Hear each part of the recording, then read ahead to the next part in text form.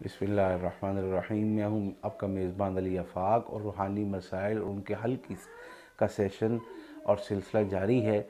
इस हवाले से हमारे एक दोस्त हैं कराची से, अख्तर हुसैन साहब, वो ये ज़िक्र करते हैं कि हमारे वालिद साहब का कारोबार बहुत अच्छा था, हम लाखों में खेल रहे थे और यूँ समझिए कि हम सब बहन भाई सोने का चमचा लेके दुनिया में आए थे, मगर उनकी ज़िंदगी के आखिरी अय्याम में सख्त बीमार हो गए, बिस्तर से जा लगे। साथ ही घर से अनाज, हड्डियाँ, गोश्त और खून के छींटे और गंदे पानी की बदबू वगैरह जैसे हालात उनकी ज़िंदगी में ही पैदा हो गए, जिसकी वजह से उनकी ज़िंदगी में हालात ख़राब हुए। अब उनके दुनिया से पर्दा करने के 1 साल के अंदर अंदर दुकान और कारोबार बिक गया है, घर में नाचाकी उरूज पर है, हालात कर्ज़ों और पेचीदगियों और मुख्तलिफ़ माशी बहरान तक जा पहुँची है। कुछ लोगों का ये कहना है कि ये अमल बंदिश का है, कोई कहता है सिफली अमल है, कोई कहता है काला जादू है। हम इस सारे हवाले से आजिज़ आ चुके हैं, जितने मुँह उतनी बोलियां हैं। हमें कोई ना कोई हल तजवीज़ फरमाएं, हम हर कीमत पर इलाज चाहते हैं। जवाब ये है अख्तर हुसैन साहब, आप अपने बहन भाइयों से मोहब्बत से पेश आएँ, क्योंकि आप उनमें सबसे बड़े हैं। उनके हाथ सर पर शफ़क़त का हाथ रखें। घर के हालात जादू की वजह से ख़राब हैं और वालिद साहब की बीमारी और मौत का ज़ाहिरी सबब भी जादू ही था, मगर इसके बाद रूहानी इलाज न तो घर का हुआ और ना ही आपने तवज्जो दी, लिहाजा हालात अच्छे भले घर और कारोबार की तबाही पर मुंतज हुए।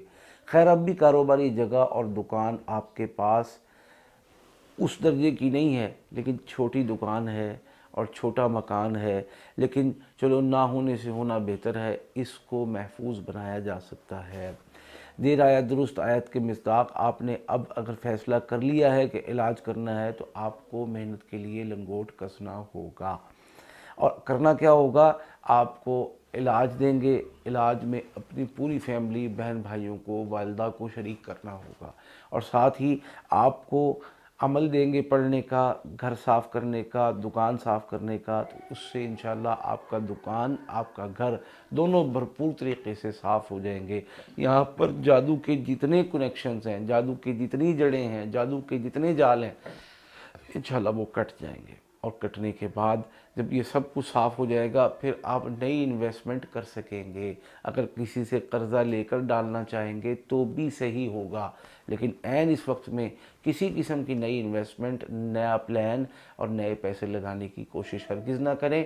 अगर ये करेंगे तो नुकसान में जाने का ख़तरा है। अब करना क्या है, ये करते करते इलाज, इसी अमल से इलाज करना है और इसी अमल को अपना हिसार बनाना है, ताकि जो हमारे दुश्मन हैं उनके दांत खट्टे हों, उनकी उम्मीदों पर ओस और पानी पड़े और अल्लाह ताला ने जैसे हमारे वालिद साहब मरहूम की ज़िंदगी में तरक्की और उरूज अता फ़रमाया था, अल्लाह ताला फिर से वो उरूज अता फ़रमा दे।